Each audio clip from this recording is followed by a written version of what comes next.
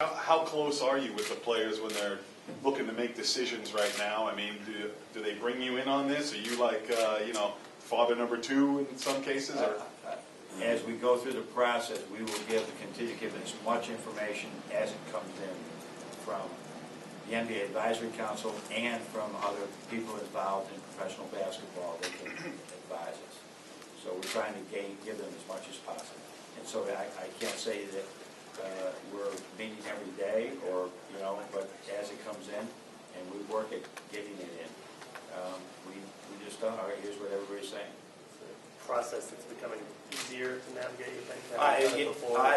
It's not easier, but it's something that we're comfortable with navigating through.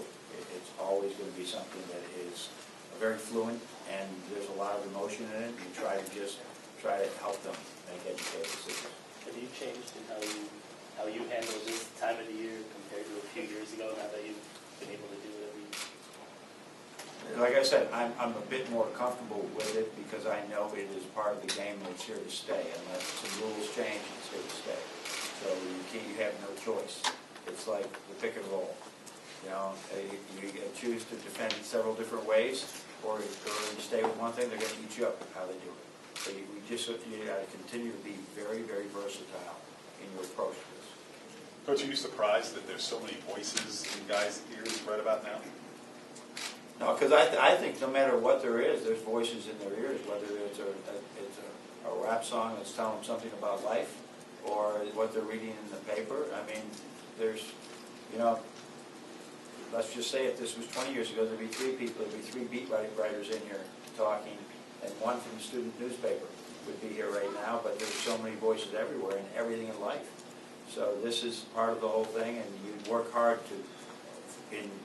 during the season to get them to understand what's really important.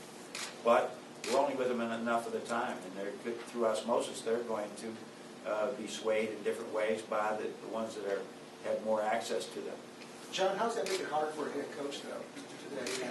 You want to give them the right advice. Yes. And you can see that freshmen now, you've got two guys who could have left a year ago, and if you listen to some of the draft analysts out there, their draft stock might be lower now than it was a year ago. Fair enough. So how do you juggle that in dealing with these players and make them understand that the reality? Well, you hope during the course of their education they're looking at things from a much broader perspective than some guy that's in his cellar projecting the NBA draft and still living with his mother.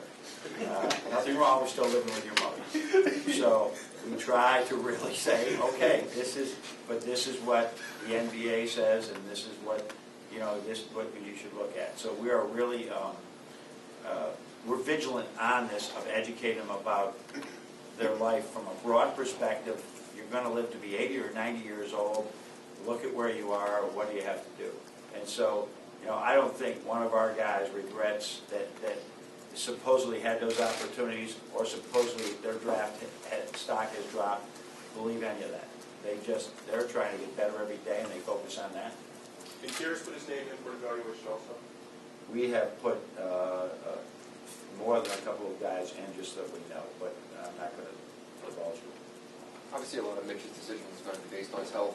Where is he right now, and how much of his decision is based on if he can do individual workouts? Yeah, I had a good workout with him yesterday. Did an individual with me yesterday, but it was limited to 20 minutes, and it was very good. So I would assume if he makes that decision, he's certainly progressing in that direction. To be able to do individual routines? Yeah, he worked with me for 20 minutes yesterday, and today will probably be, we've been increasing it. He was at 15 minutes, and now he's 20 minutes, and 25 minutes, trying to progress very slowly. And he's doing some other, obviously, rehab is nonstop. I think it's time that the NCAA establish a draft policy, if you will, independent of the NBA's 19-year-old rule along those lines. If you're 18 out of high school, if you want to wait a year to go to the ultimate NBA draft, you can do that. But if you sign a letter of intent, you have to stay for at least 2 years. I think everyone's looking at this situation and know it's not perfect. And I sense this, and I don't know this, but like I said, I got my ear to the ground like all you have your ear to the ground. That there's going to be a lot of discussion in this next year about is there a better model for us to go forward?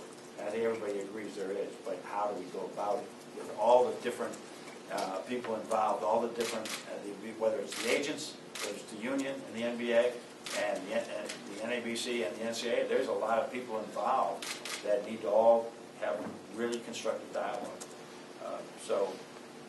I don't know what the right model is. I know that hockey has similar issues. I don't know that baseball has the same issues, but this has been difficult for young men or for coaches and the NBA as well, to have people that are declaring that may not be ready, and now they don't get their education, and they end up, not fulfilling their dreams. That's a big thing. We always hear this all the time. There's been reasons for people to go to the NBA. I've always dreamt of going to the NBA. That is not a reason to go to the NBA. The reason to go to the NBA is I'm ready to go to the NBA. And that's an important thing. We have to continue to cultivate an atmosphere where kids are ready to play in the NBA.